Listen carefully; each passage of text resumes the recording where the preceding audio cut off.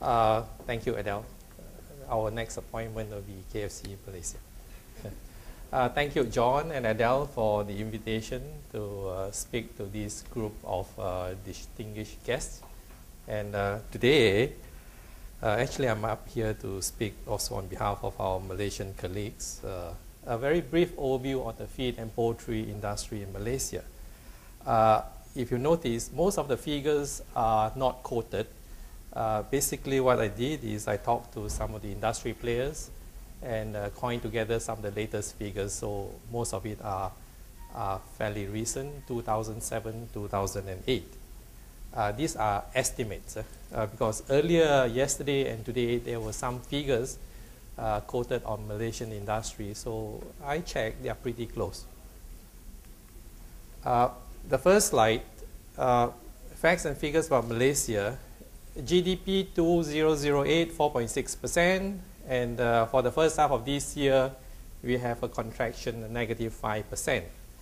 But things are looking brighter. We hope the second half will be better. So full year 2009, there might be slight contraction or very close to even. But actually, we are looking forward to next year. Hopefully, it will be out of the crisis and moving towards positive territory. Land area in Malaysia is not very big compared to our neighboring countries, 330,000 square kilometers. But the next one, population. We have a fairly small population base compared to our neighboring countries, 25 million approximately, with another probably estimated 1, 2, 3 million of foreign workers. And as you can see later, this population, I don't know, I think it is a bottleneck to the growth of the industry because domestic consumption is almost at its maximum and the growth in population is estimated about 2% a year. So there's hardly any growth in terms of real population growth. Per capita income is about 7,000 US, fairly reasonable compared to our neighboring countries. We move on to the feed industry of Malaysia. Mainly two categories, compound feed, and the other one is trading in the feed ingredients, feedstuffs, and the selling of direct grains to some of the farms. It is a well-established industry. Feed milling, as I can see, is almost more than 40 years old.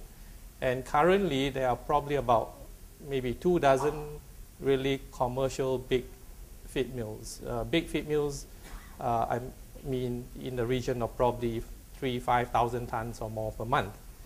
Estimated turnover is about 5 billion US, 5 billion ringgit, equivalent to 1.5 billion US, exchange of about 3.5.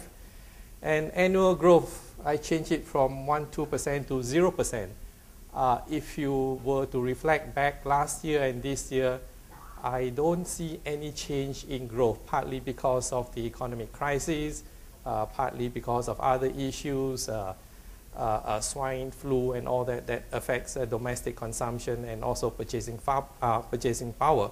So it's a fairly matured and saturated market.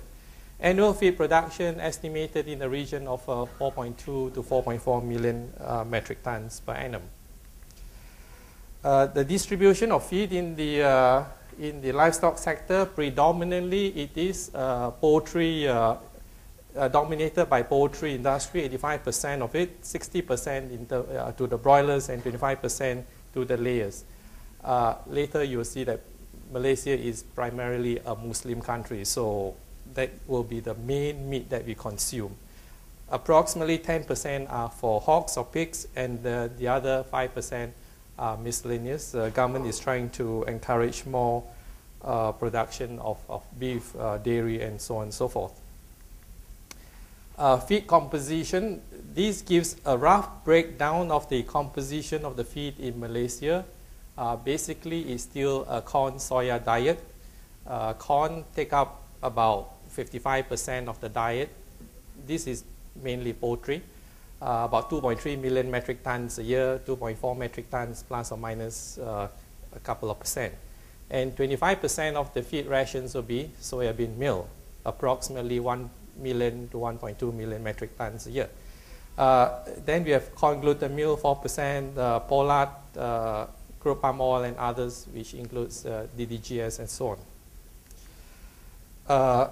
This gives a brief breakdown of the quantum of feed ingredients. Corn, about 2.3 million tons. And if you look at the third column, it's all imported. Corn from South America, US, India, Pakistan, Thailand, whatever we can hold hands on, as long as they are good and cheap. Soybean meal, about 1 million tons, South America, US, main suppliers. Of course, some comes from India and China. Corn gluten meal, mainly US, DDGS, meal and bone meal, bio-yeast, pollard rice bran, and all that. Malaysia, unlike our neighboring countries, we are heavily dependent on imports. The government has come up with certain initiatives to grow corn in Malaysia, but so far, I don't think it is successful. And I, for sure, have not bought any locally produced corn for feedstuff. So I can safely say that all the corn for feedstuffs are imported. The same goes with soybean meal. And the reason why we survive is that the government are supportive. There's no quota, there's no tariffs, there's nothing. It's a free market. Feed industry in Malaysia, the challenges, of course, we are over-dependent on imported feed ingredients. And at times when the freight is cheap, I think we are very competitive. At times when freight are expensive, we lose out because we have to ship ingredients from as far as from South America and USA. High commodity prices, as you all have seen the previous years, and the volatility currently it's posing challenges to the industry players. And last year, I can remember where there was very tight supply, and the industries was very worried about the supply of corn especially. And I remember sometime this time last year, India also banned the export of corn. So it was really challenging for the industry. And of course, foreign exchange, so far, Malaysian ringgit to US dollars have been fairly stable. After they removed the peg of 3.8, now it's hovering around 3.52, fairly stable. So that helps. Next one, the challenges is food safety issues. I think food safety issues in relation to the contaminants in the feed ingredients. Of course, the latest case was the melamine coming in from China, primarily. Traceability and food scarce. I think traceability, as the previous speakers have spoken, it is an easy word to say it, but it is very tedious and very costly to implement traceability. So there are methods that we use to trace until a certain level. It is very difficult to trace until the shipment of grains or the feed additives, producers, vaccines, and all that. We couldn't trace until that level. Quality measures, GMP, HACCP, ISO, accreditation. A lot of the feed millers are going into accreditation.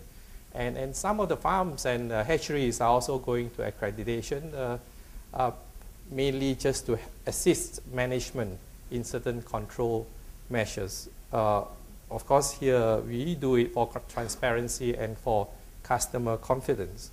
The feed industry in general is a matured and saturated market. Is it a sunset industry? Not really, because most of the feed are being produced by the integrators, which happened in the Malaysian industry 10, 15 years ago or 20 years ago.